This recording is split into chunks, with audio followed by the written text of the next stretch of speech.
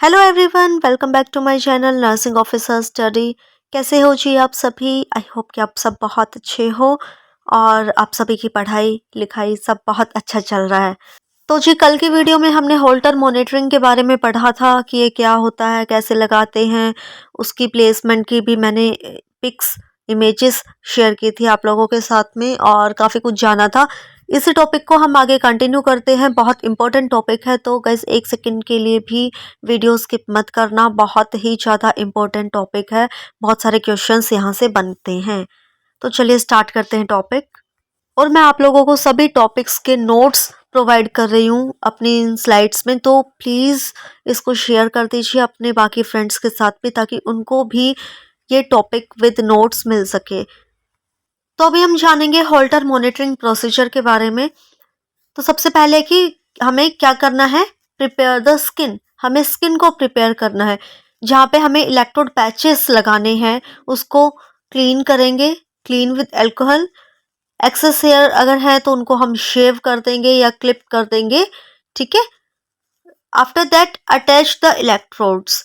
Electrodes attach करनी है chest पे, चेस्ट वॉल पे, securely attach to the lead wires and monitor. Monitor box में be worn around the waist और over the shoulder.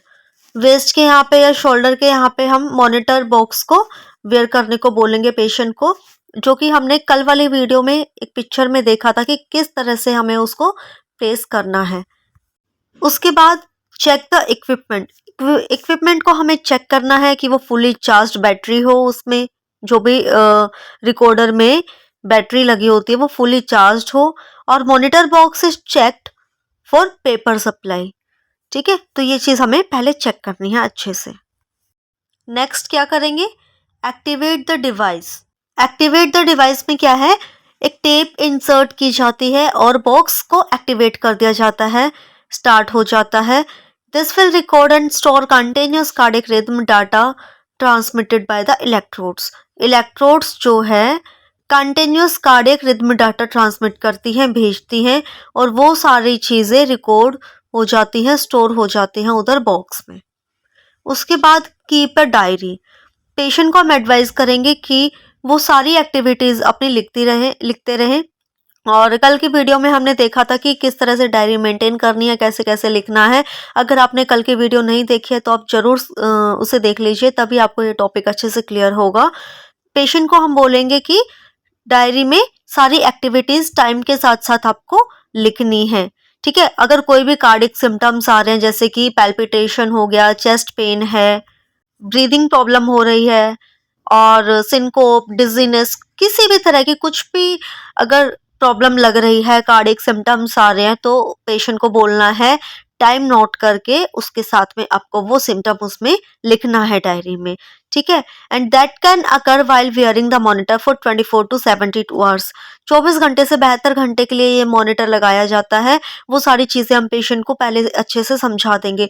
24 घंटे के लिए लगाएंगे, 48 के लिए या 72 के लिए, वो डिपेंड करता है पेशेंट की क्या कंडीशन है, कितनी क्या रिक्वायरमेंट है, उसके हिसाब से डॉक्टर एडवाइस करते हैं कि कितने घंटे के लिए पेशेंट को ये लगाकर रखना है। नेक्स्ट है remove the monitor from the body. अब जैसे ही डाटा मेजरमेंट पीरियड कंप्लीट हो जाता है, यानी कि जितने घंटे के लिए हमने लगाया था वो सारा सब कंप्लीट हो गया है, तो पैड्स को रिमूव कर देते हैं और मॉनिटर डिवाइस को वापस से बॉक्स में रख देते हैं। उसके बाद return the device. Monitor is return to the technician where the tape is interpreted by the computer.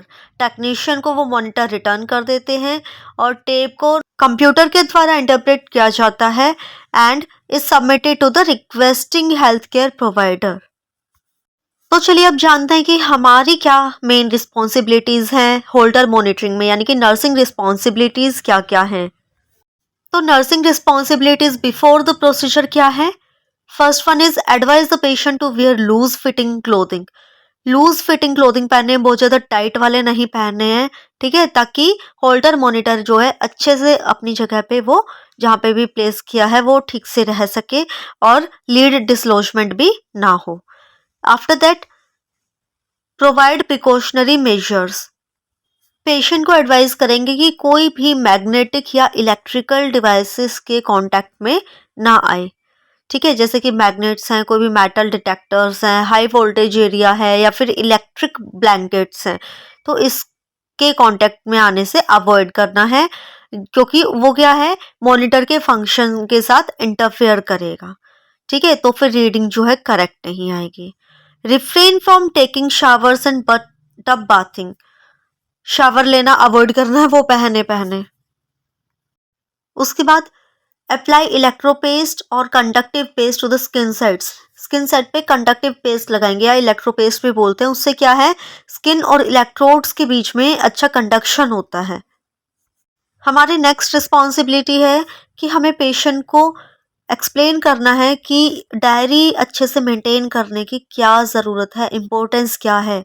ठीक है, कि सारी एक्टिविटीज़ उसमें लिखनी है, जो भी normal routine activities patient perform करे, जैसे कि walking, eating, sleeping, sexual activity, emotional upsets, exercise, injection of medications. ठीक है, वो सारी चीज़ें डायरी में लिखना ज़रूरी है। ये सब पेशेंट को अच्छे से समझाना है।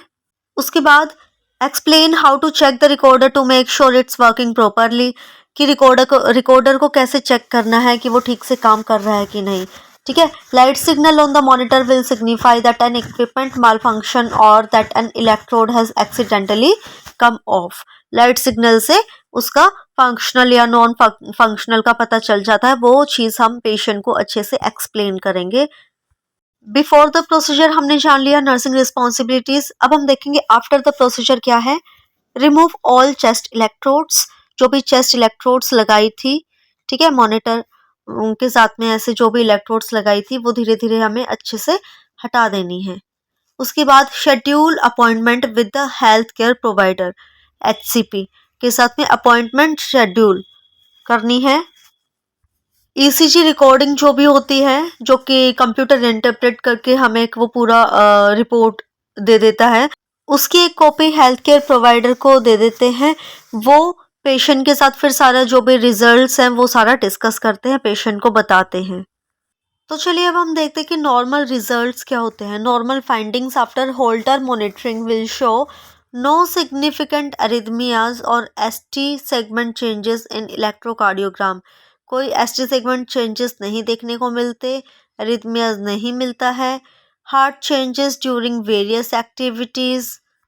और एबनॉर्मल रिजल्ट्स क्या होते हैं होल्टर मॉनिटरिंग में, अगर पैल्पिटेशंस हैं, cardiomyopathy, dysrhythmias such as premature ventricular contractions, bradycardia, tachycardia, conduction effects, hypoxic और ischaemic changes, mitral valve abnormality, तो ये सारे क्या हैं, एबनॉर्मल रिजल्ट्स हैं।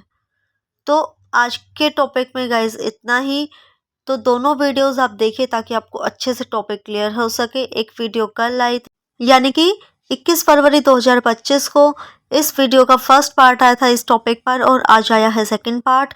आई होप कि आपको टॉपिक क्लियर हो गया होगा। अगर कोई डाउट है तो आप कमेंट सेक्शन में पूछ सकते हैं और वीडियो को लाइक कमेंट शेयर कर दीजिएगा अपने सभी फ्रेंड्स कलीग्स के साथ, ताकि उनको भी इम्पोर्टेंट टॉपिक्स पर वीडियोस मिल जाए। और हाँ, मैं आप सभी को विद नोट्स प्रोवाइड कर रही हूँ, जो भी मैं टॉपिक्स पर वीडियो डाल रही हूँ, शेयर कर रही हूँ, विद नोट्स है, ये कंप्लीट नोट्स आपको मैं दे रही हूँ।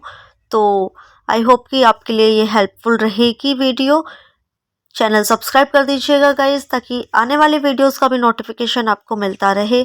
कल फिर मिलते हैं सुबह 11:15 बजे एक और नए टॉपिक के साथ। तब तक के लिए bye bye everyone, take care and all the best.